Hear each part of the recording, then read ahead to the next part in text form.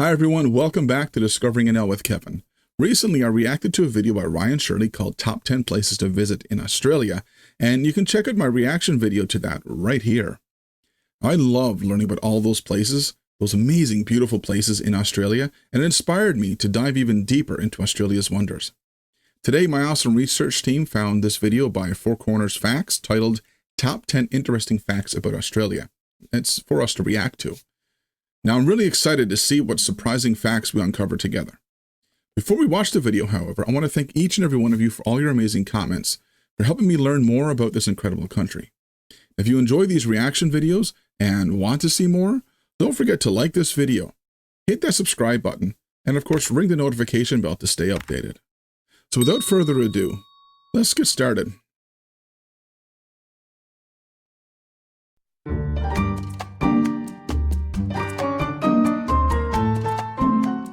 Australia is a country and a continent that has many surprises in store for us.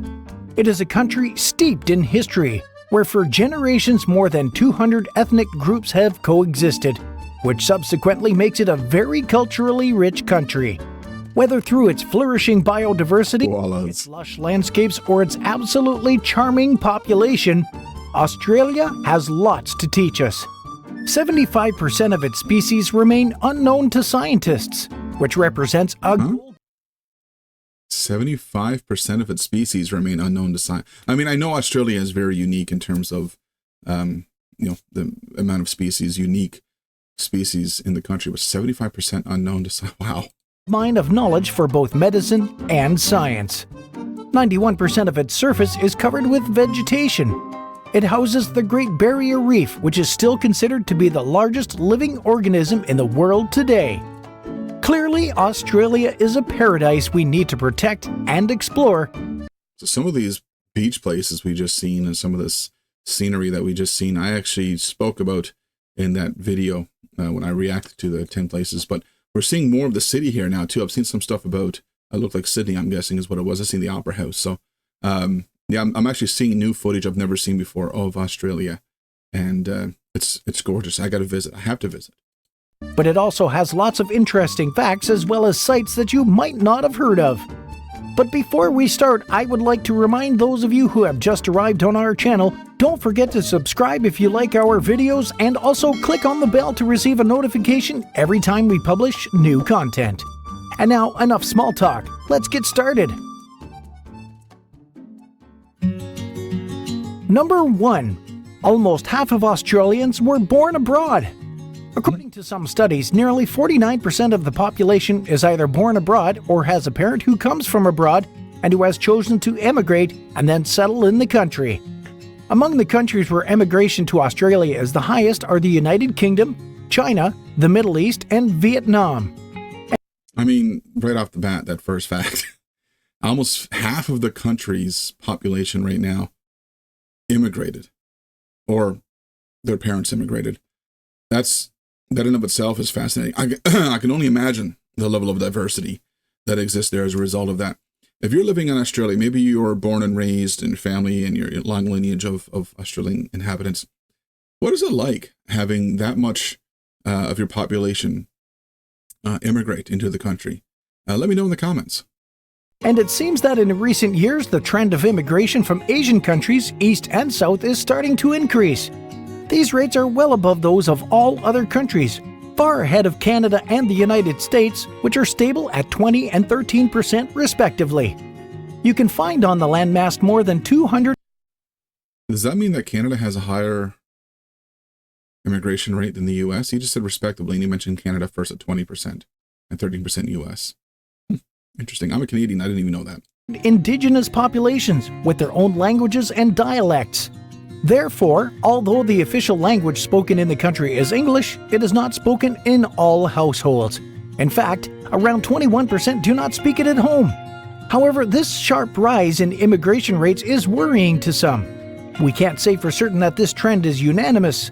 Certain groups within the country accuse these immigrants of taking or even simply stealing Australian jobs. This point of view backs itself up. It could be therefore that in the coming years, to remedy this, there will be a hardening of the procedures and conditions for obtaining Australian nationality. So I just want to comment on that right quick because I love immigration. I've heard that same argument used where I live. In Newfoundland, we've had a lot of immigration coming here as well, especially since the fact that where I live in Conebrook, we've got a big university that takes in students from all around the world. And I disagree with the statement. Immigrants aren't coming and taking our jobs. If anything, they're coming and doing the jobs our own people don't want to do. I've seen, like, I see everywhere I go now hiring, always looking for jobs. And they're not luxurious jobs. You're not making six figures. It's nothing big. But there's hiring jobs everywhere. And a lot of these places end up hiring on a lot of immigrants, but they're still hiring on people. So there's still room for locals to get these jobs. And so the ones that I talk to who don't work or don't have jobs, I find it hypocritical, to be honest with you, when they tell me that immigrants are stealing our jobs. They're not working. So, and I guess in Canada, we've got a very good welfare system, social welfare system that enables people to not work if they don't want to. So there is that. But, and that's a different story for a different day. But nonetheless, I see that often. So I don't think they're stealing jobs. I think they're working the jobs many of our own citizens, natural born citizens, don't want to do. I don't know. Is that the same case in Australia? Let me know in the comments what you've noticed, I guess, what your experience is. But we assure you for the moment, it is not. Interesting fact number 2, Australia has more kangaroos and sheep than humans in its territory. Indeed, Australia closely follows China in terms of sheep population, reaching nearly 100 million within the country, which is more than 3 times its current human population of around 25 million. Their large number shows the important place occupied by Australia in the world of production of wool, and we thank them. But sheep are not the only animal species to prosper in the Australian continent. Kangaroos appear to be following this trend, with their numbers reaching, according to recent reports, 50 million scattered across Australia, which serves to give us a great idea of how welcoming the land seems to be for the living species that inhabit and thrive there. Then we tackle fact number 3. 90% of the population lives less than 50 kilometers from the coast. And this isn't surprising. Australia is a continent covered by a single country. It is also an island, the largest island in the world to be exact. Therefore, it's surrounded by the ocean. Australia... I mean, I live on an island. I live in Newfoundland. And it's kind of the same thing here. Most of the island is around the coastal line of the province. It just makes sense for a lot of reasons. Transport, fishery, things like that. But yeah, that's a cool fact too about Australia I didn't know. Has a total of 10,685 beaches in its territory, and I can tell you it would take you decades to visit them all. Taking into account that the interior of the territory is mainly desert, it is only natural that most of the inhabitants choose to settle near the coasts. But did you know? Swimming in public beaches in Australia has been banned for over 60 years. What? Indeed, from 1838 to 1902, Sydney announced that during the day this practice was quite simply prohibited, under the pretext Such beautiful beaches and you're not allowed to swim in them? that it raised a problem of morality, if we translate it literally. Today you can find signs on many beaches That makes sense. all the specific prohibitions instead, depending on the dangers presenting themselves there. I mean, yes, that they aren't fun. We have jellyfish and they don't tickle, but prohibited? You can of course bathe there, but we must warn you. For example, it is common to cut off access to certain beaches during the jellyfish season. Some of them, not including enclosures and not being protected, represent too great a danger, and it is therefore forbidden to swim in them. Bear in mind, if you do, it is at your own risk, of course. And don't pee on a person's body part that was stung by a jellyfish. That's not real. Don't do that. That doesn't help. Number 4, Australia's first police force was made up of detainees. And no, you're not dreaming. These forces... I mean, okay. I heard the history a bit of Australia and how the country itself it started off as kind of like a prison, I guess, for Great Britain, for Europe. They would send a lot of their prisoners, I guess, to Australia. So that kind of makes sense. But let's see if that's why. which then consisted of just 12 people, included amongst its members the most exemplary inmates, charged with helping to monitor and maintain the security in the city of Sydney. They were given the name of Night Watch, which can literally translate to Garde de Nuit in French. It was formed in 1789 by Governor Arthur Phillip, and it can be said that there was something extraordinary about these measures for the time. Criminals who uphold the law. Moving on to number 5, they created the first LGBTQ+ radio channel in Australia, which remains the one and only in the country today. Called Joy Radio, it was created in 1993 and was broadcast on a part-time basis, sharing the air with many other broadcasters on the same frequency. It is a community radio station that has evolved over the years to become the symbol it is today. We should also mention the existence of a gay bar, the Peel Hotel, which were granted the right in 2007 to refuse the entry of heterosexual men and women, or even of heterosexual women as well, in order to reduce, it is cited, violence and insults based on sexual orientation. Already. So I'm just trying to wrap my head around LGBTQ radio. Is it just that all of the artists showcased on there are part of the LGBTQ community? Is it that songs are? I'm trying to understand and maybe it's just the hosts, the DJs. I work in radio. I love radio, and I think radio is phenomenal. And I love the fact that there are niche radio stations out there that'll target a certain audience. So I think that's a great idea. But I'm trying to wrap my head around how that works in radio. Maybe that's what it is. Maybe I'm overthinking it. If you know the station, if you know Joy Radio, let me know in the comments. What's it all about? At that time, the main concern was to preserve the atmosphere of this meeting place and a good understanding aimed at these minorities, thus representing a place where they could meet and bond without fear of judgment. And now it's on That's a good idea. Interesting fact number 6. Australians love Vegemite. And if you're not familiar with their culture, you might now be wondering what it is. Yep. It is a preservative based on yeast extracts like beer, which takes the form of a fairly salty brown paste. It was invented in 1923, and Australians have been consuming it ever since. It's relatively unknown outside the territory, and it's hard to say what exactly it tastes like. The best way is to taste it for yourself when you get there. A real Vegemite. Okay. Not a chance I heard of this. And it almost sounds disgusting, but if everyone likes it, it must be good. He couldn't describe it. Maybe if you're watching, you can describe it. Let me know. I'm going to look into this. My wife loves to order things online. I'm going to see if we can order some Vegemite. I want to try it.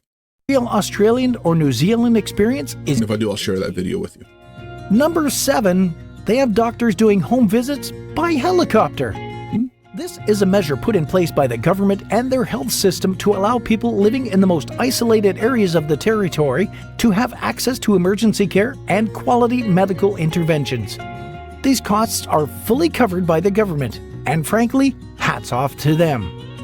Number 8, they created the Drop Bear story to scare tourists. It is nothing more than a fictional story, invented from scratch for the tourists who remain today the main targets. As if by consensus, they tell the tale of a killer koala, a predator and carnivore who attacks passers-by. Waiting in the treetops, the animal watches for the passage of uninformed visitors. Often these stories serve as a warning to tourists and particularly amuse the locals who know koalas as docile, herbivorous creatures with whom they somehow coexist. To take the joke a little further, some give advice on how... That's just creepy. Oh, wow. Is that a real story that you guys share? Do you guys actually tell that story? I mean, we have our own here in Newfoundland that we like to tell, and I'm not going to tell you what they are. I'm not going to give it away like this guy did. Because now if I visit Australia and somebody tries that story with me, I'm going to know the difference. I'm not going to share with you what our fictional stories might be here in Newfoundland. So when you come here and I tell you the stories, you're not going to know what's true and what's false. See? I ain't going to ruin it. How to avoid them.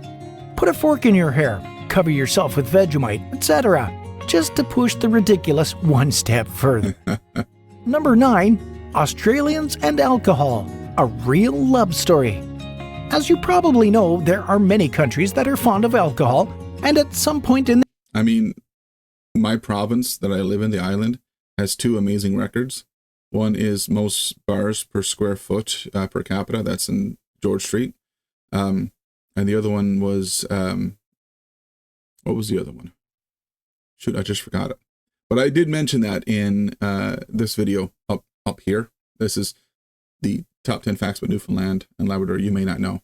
And I mentioned that there's two of them. One is most bars on a street, and I think the other one was simply most bars per capita. I think it's kind of, and it's the same street. It's George Street in St. John's. Pretty fascinating place. Their history leaned into the abundant production of wine or beer, and Australia is one of them. You can count in the territory more than 60 distinct regions of wine production, which account annually for the total of 1.3 billion liters of wine. If you enjoy drinking, you will be served. At the same time, its inhabitants consume almost as much beer, namely 1.7 billion liters to be exact. For those who don't want to do the math, that's about 680 bottles of beer. I'm trying to see what the percentage of alcohol content is in your beer. And you will know that their former Prime Minister, Bob Hawke, for a few years held the world record in the Guinness World Book of Records for having swallowed 2.5 pints of beer in barely 11 seconds. Wow. You have to I see why you voted for him. admit, that's quite impressive. And finally, number 10. The last thing in this ranking, a participation rate in gambling games that is just mind-blowing. It is said that over 80% of the population regularly participate in this kind of practice. Bets of all kinds, from slot machines to horse races to online games such as casinos, liven up the days of Australians. This is by far the highest rate in the world, and while this may sound like a trivial fact, it does raise a real question about the regulation of gambling in the country. So it's like Vegas if it were a country? Why not? Way or another. Some statistics show that it has become like an addiction for this part of the population. In short, a real public health. Okay. If it's an addiction for you, please seek help. Okay. Gambling addictions are very, very serious addictions concerns that can lead to a lot of troubles and problems. So yeah, do that. I wish I knew the number to call in Australia. Maybe I'll look for it and I'll put it here in the video somewhere. Health problem that leaves many Australians vulnerable and generates enormous losses. And as a little bonus for the end, did you know that it's possible for you in Australia to find and buy kangaroo meat in supermarkets without too much difficulty? Apparently the latter would be a much better alternative than beef or even lamb because of its caloric composition, and it's low in fat. And there you go, friends, it's already the end of this video. So that was a bit of a bonus, so it's kind of like 11 fact. Is kangaroo meat tasty? I never even thought about eating them. Our ranking of the top 10 interesting facts to know about Australia is now complete. Don't hesitate to visit this beautiful country if you have the opportunity. If you like this video, don't hesitate to give it a like, share it, and leave us a comment. We have other similar content on our channel, Four Corners Facts, so be sure to check it out. All right, well, hey, let's do that. So we are going to like and subscribe. Absolutely, Four Corners Facts, you've earned that one. All right. That was that. That was fascinating. I was blown away by some of those facts. I don't know about you. So I want to make sure that if you're watching this, please don't forget to like this video, give it a thumbs up, share it with your friends. Don't forget to subscribe and hit that bell so you don't miss any of my future videos. I've got a lot more exciting content coming your way, and I can't wait to explore more of it with you.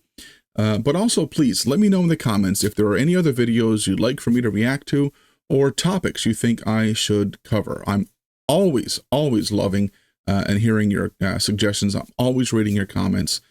So please let me know in the comments if there's any other suggestions. And if you listened to those 10 facts and you thought there were better facts, share those facts with me as well. I am absolutely loving and adoring learning about Australia. Got more content coming at you. Australians, you guys are amazing people. I love you. So I can't wait to learn more about it and converse more with you here on YouTube. Also, don't forget to check out all my social media platforms. The links are down below in the description. You can find me on all of the great social media platforms that I'm into. I don't have X. Maybe I should get that. Twitter. I don't know. Anyways, thank you all for watching, and we'll see you in the next video. All right. Until then, bye for now. Did you enjoy that video? Well, be sure to subscribe to the channel so you didn't miss out on any of our future videos. Also, check out this one right here. This was a good one. You might enjoy that one, or maybe that one there is more your style. Either way, check them out and enjoy.